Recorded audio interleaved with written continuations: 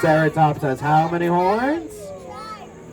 Five wonderful horns. And there's the baby. Hello, little baby. Coming up, we got three new sauropods. On our left is the smallest of the three at just 30 feet, the Shunnosaurus, followed by the Dodosaurus on our right at 45 feet. And at a whopping 65 feet is the mighty Omehisaurus. These three sauropods all live together because they fed on different plants at different heights. And with a neck like that, Omehisaurus is high above the crowd. Waka waka. I don't write the jokes, give me a break. Coming up, we have a pair of Parasaurolophus. They would use the long crests on the back of their heads to amplify their sounds in deep, low notes like elephants and whales. These sounds are used to call to each other, scare away a predator, or attract a mate. Listen up, everyone. Sounds a bit like Chewbacca, if you ask me.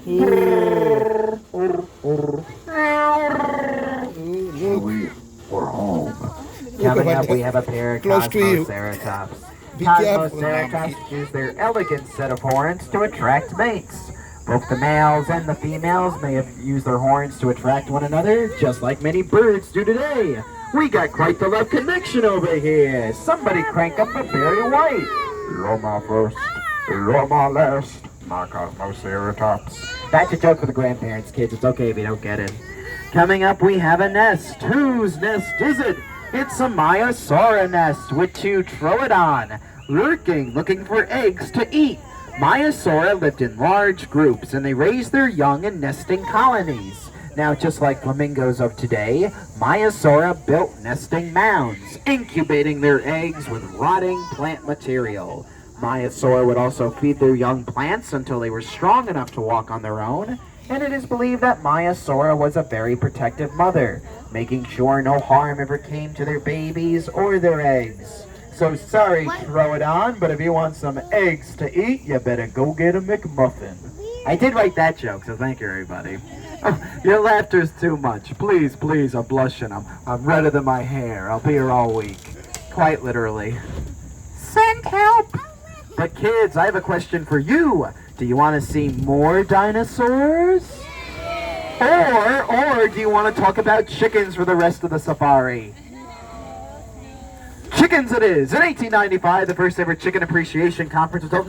Forget about chickens, can it be? I think it is! It's a battle of the titans! Two male Tyrannosaurus Rex! Locked in a battle of dominance just like male gorillas do today. Gorillas don't always get along, and T-Rex do not always get along. Fossils show bite marks indicating T-Rex would fight with each other, biting each other's heads and faces. Yikes! All right, everyone, on the count of three, let's all do our best T-Rex roar. A one, a two, a three! Whoa, I think they could hear that in Brooklyn. Very nice. T-Rex, king of the dinosaurs. Thank you very much. Coming up, we got a watering hole, and just like today, the watering hole was a gathering place of many different species. On our right, we have the large armored Tarchia going in for a drink. You might know its cousin, Ankylosaurus. Both have spikes along their bodies and a club tail. And here's a Gallimimus. Hello, Gallimimus. Say hi to everybody. Uh-oh, this Gallimimus is shaking his booty at us. Guess he's twerking, I don't know.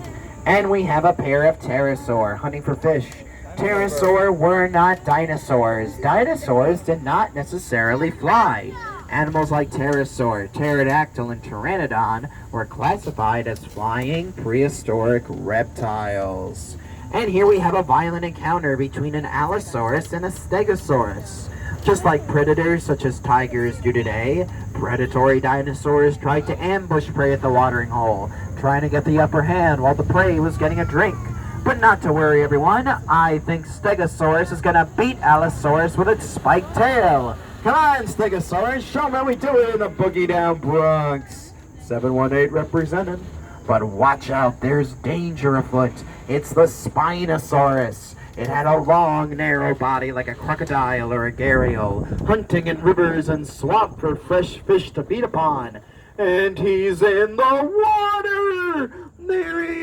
nose with those sharp teeth and sail popping up, he reminds me of another aquatic predator of today. In fact, I think I hear a song coming on. Baby Spinosaurus, do-do-do-do-do, baby Spinosaurus, do-do-do-do-do.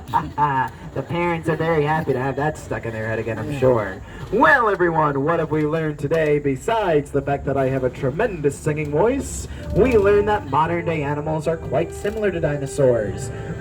Modern-day animals found right here at the Bronx Zoo. Welcome back. It was a pleasure having you all on board the Dinosaur Safari. I hope you learned a lot about dinosaurs and modern animals. Please watch your step as you exit the vehicle.